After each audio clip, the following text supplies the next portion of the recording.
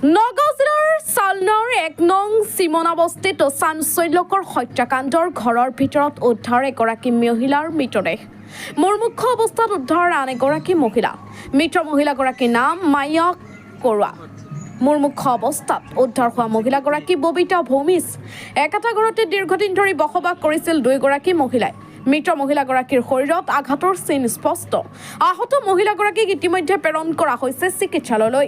প্ৰকৃততে দুয়োৰে মাজত হোৱা সংঘৰ্ষৰ পৰিণতি নে নিশা কোনো দুৰ্বৃত্তই এই নৃশংসকাণ্ড সংঘটিত কৰিছে তাক লৈ সৃষ্টি হৈছে তুমুল ৰহস্য। ঘটনাস্থলীত নগাঁও জিলা আৰক্ষী অধীক্ষক আৰু চামগুৰি আৰক্ষীৰ দল উপস্থিত হৈ আৰম্ভ কৰিছে প্ৰাৰম্ভিক তদন্ত। স্নিফাৰ ডগ আৰু ফৰেনচিকৰ দলৰ সহায়ত আৰক্ষীয়ে চলাব পৰৱৰ্তী অনুসন্ধান। News desk report UNB news. কিবা এটা ঘটনা সংঘটিত হৈছে নেকি? হৈছে। কেতিয়া হৈছে এইটো? এইটোতো ক'ব নোৱাৰোঁ, আমি খালি ৰাতিপুৱা 9টা বজাতহে মানে গম পাইছোঁ। খবৰ পাইছে? কি হৈছে বুলি খবৰ পাইছে? এনেকুৱাই মাৰপিট হৈছে বুলি খবৰ পাইছোঁ। এতিয়া তাৰপিছত আৰু গৈ চাইছোঁতো এজনক দেখি পালোঁ, যোনে অলপ হেৰি হৈ আছিলে, আঘাত হৈছিলে। তাৰপিছত আৰু মই লগে লগে গৈ আৰু জনালোঁ সিহঁতৰ পৰিয়ালটোক। লগতে আৰু গামবুঢ়াকো পালোঁ ৰাস্তাতেই, গামবুঢ়াকো জনালোঁ। কোনে কৰিছে কি কথা মইতো নাজানো। এগৰাকীৰ মৃত্যু হৈছে নেকি? এগৰাকীৰ মৃত্যু হৈছে। কি নাম তেখেতৰ? মায়া কৰোৱা। মায়া কৰোৱা। আৰু যোনগৰাকী আঘাত হৈছিলে তেখেতৰ নাম কি? ববিতা ভূমি। ববিতা ভূমি। তেখেত দুইজনী একেলগে আছিল নেকি? এটা ঘৰতে থাকে নেকি? বান্ধৱী আছিলে। দুজনী বান্ধৱী আছিলে, একেলগে আছিলে।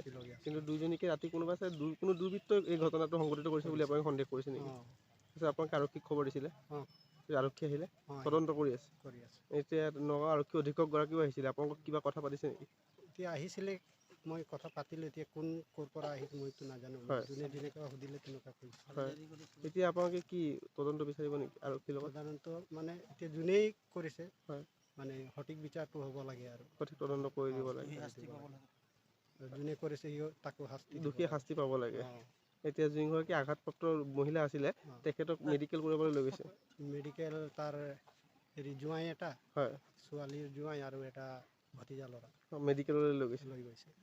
এইখন কি চিমনা বস্তি হয় ন? চিমনা বস্তি জেগা হয়। জেগাটোৰ নাম কি? 1 নম্বৰ চিমনা বস্তি। চিমনা বস্তি।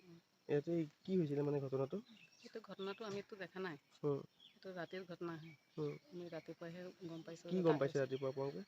দাদাই কৈছে বোলে নাই এনেকৈ তেনেকৈ ঘটনা হৈ আছে বোলে, তহঁতে বোলে ক'ত আছিলে? মানে কি ঘটনা হৈছিলে? ঘটনাটো মানে এতিয়া কেছ আৰু মাৰা পিটা। মাৰা হৈছিল। মাৰ্ডাৰ হৈছে। কেইজনক মাৰিছিলে?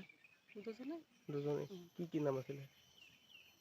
মায়া কৰোৱা আৰু ববিতা ভূমিজ। ববিতা ভূমিজ। তেওঁলোকৰ ঘৰ ইয়াতে চিমনা বস্তিতে ন?